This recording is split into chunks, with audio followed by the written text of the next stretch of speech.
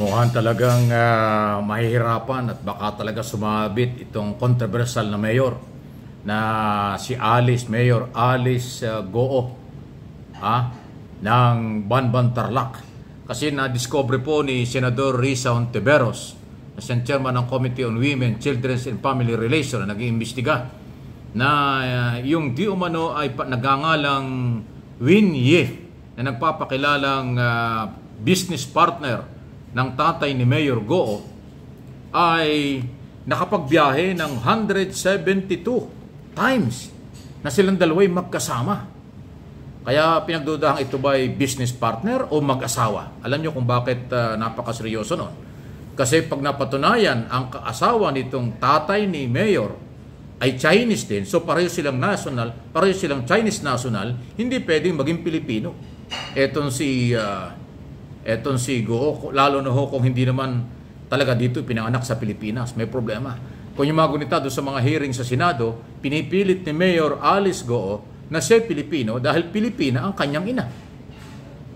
Ay dun ho sa paghuhukay ng mga dokumento ng komite, lalo na ho si Senador Sherwin Gatchalian, aking binalita nga sa television, ay nakita nila yung ganong karaming biyahe na nagtatravel yung Mr. Goo at saka yung Wan Ye na business partner. Sabi nila kung business partner yan, bakit kailangan araw tuwing magbibiyahe magkasama? Baka naman sila yung nanay o tatay, o di ba? Although yung tatay sigurado umami na yun talagang tatay, nakumbinsi ng senador ron. Pero yung nanay, kasi nga magkaiba. Sabi ng mayor, ang nanay niya Pilipina.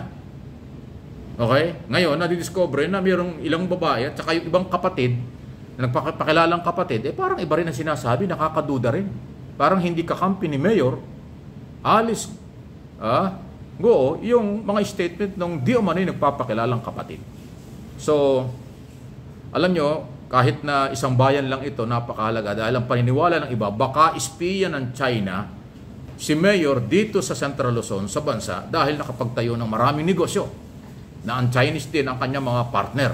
At yumaman siya, ang biglang yaman, sa napakaiksing panahon kasi 38 years old lang meron siyang asset na 300 million. Nakabili ng mga luxury car, hektar-hektaryang mga lupa, nakapagtayo ng mga building dyan po sa Tarlac. So yan po yan alam mo naman Tarlac, Central Luzon, malapit lang ho yan ng West Philippine Sea kasi Zambales, West Philippine Sea yan di ba? So yan po, hindi wala pa hong idea tayo kung kailan matatapos itong investigasyon na ito. At sa ngayon, wala pa akong nadinig na kahit isang senador na naniwala sa kanya. Mukhang lahat ang tingin ay nagdududa pa. Ang medyo kakaiba lang ang statement ay si Senate President Escudero. Kasi sinasabi ni Escudero, dapat ang nagpo-produce ng ebidensya ay ang mga nag-aakusa o yung mga nag-iimbestiga. Ganun ang dating. Mukhang nakalimutan yata ni Senate President na in aid of legislation, hindi korte. Hindi korte ang Senado. Sa korte, pag nag-trial, dapat ang nag-aakusa ang merong ebidensya at dokumento kasi trial yun, sa korte yun. Pero sa Senado, hindi. In aid of legislation, aalamin lang kung yung mga batas ay nire-respeto ng mga tao. Kung yung mga batas ay gumagana ba para sa implementation ng ating gobyerno. Yun po yung in aid of legislation. Bakit hindi alam ni Escudero yun? Hindi obligasyon ng mga senador maglabas ng dokumento. Ang kailangan lang dyan patunayan na may kulang na batas. May batas na dapat palakasin, may mga batas na dapat gawin, or papanagutin ang mga posibleng lumalabag sa batas. Or utusan ng Executive Department, ipatupad ang batas.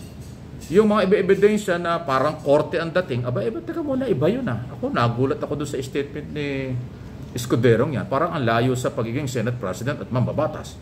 Magkaiba ang trabaho ng judicial at saka ng legislator.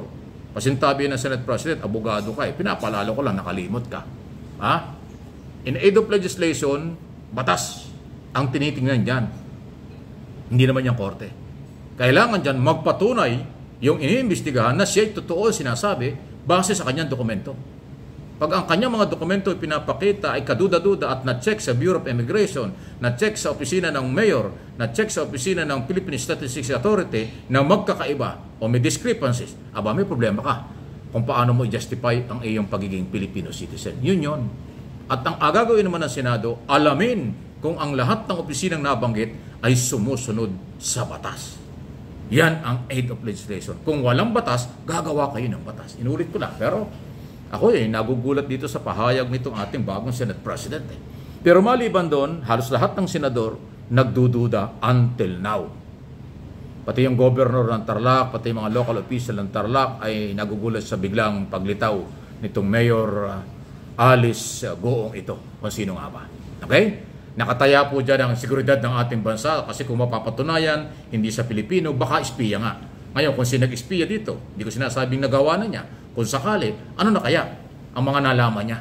At ano ang kanyang naisumbong sa China? Kung talagang siya nag-espiya lang. Di ba? Yan ho yung mga tanong Kaya kailangan palawakin ang investigasyon for protection ng mamamayang Pilipino at ng ating Estado. Yan po yun Okay?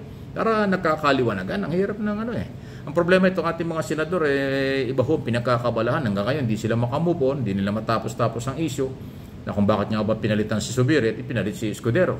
At ang naging kakampi pa ngayon ni Escudero ay mga PDP laban na kakampi ng taga Davao. Ano ba yan? Diba? Sabi ng Pangulong Marcos, wala naman siyang idea dyan sa pagpapalit na yan. At wala naman siyang, hindi siya nang himasok dahil alam niya ang trabaho ng Senado at ng Kongreso. Pero parang nagdududa yung kampo ni Zubiri na baka daw may kinalaman o may kinalaman ng Malacanang sa pagkakatanggal sa kanya. So medyo masalimot Yan ang dapat matapos ng issue at mag-focus na lang sila. Kasi ilang buwan na lang, kalahating taon na lang ang natitira ng 19th Congress. Magsasara ng 19th Congress pagpasok ng January. Tapos mag-i-eleksyon na. So bubukas ulit next July. 20 Congress na yon. So yung mga batas na hindi natapos ngayon, katulad ng aking mga sinabi, garbage na yan. Mababaliwala lahat. Back to zero. Sayang ang pera. Sayang ang pagkakataon. Yan ang dapat gawin.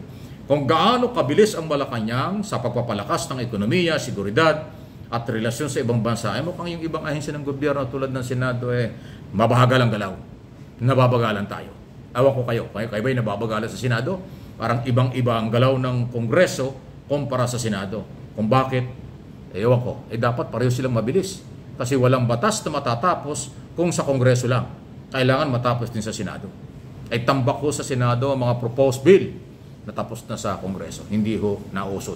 Especially yung rice tarification law, marami pang iba tulad ng economic provision ng saligang batas, yung cancellation ng prangkisa ng SMNI, di pa gumagalaw.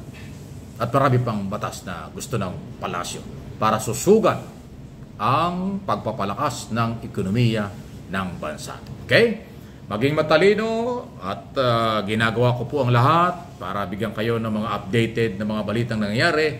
Pasensya na po kayo, hindi ko masyadong hilig magpakita ng maraming mga video at maraming mga picture kasi iba ho yung style ng aking vlogging.